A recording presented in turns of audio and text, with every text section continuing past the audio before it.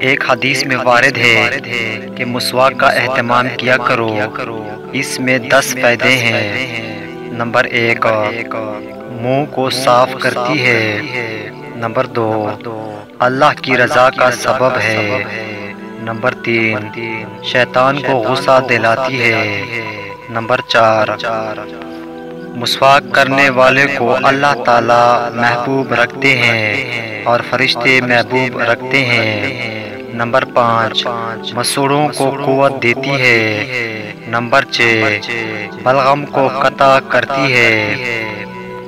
Number 7، منہ میں خوشبو پیدا کرتی ہے۔ نمبر 8، صفرا کو دور کرتی ہے۔ نمبر 9، نگاہ کو تیز کرتی ہے۔ منہ کی بدبو کو زائل کرتی ہے، اور اس سب کے علاوہ یہ ہے کہ سنت ہے۔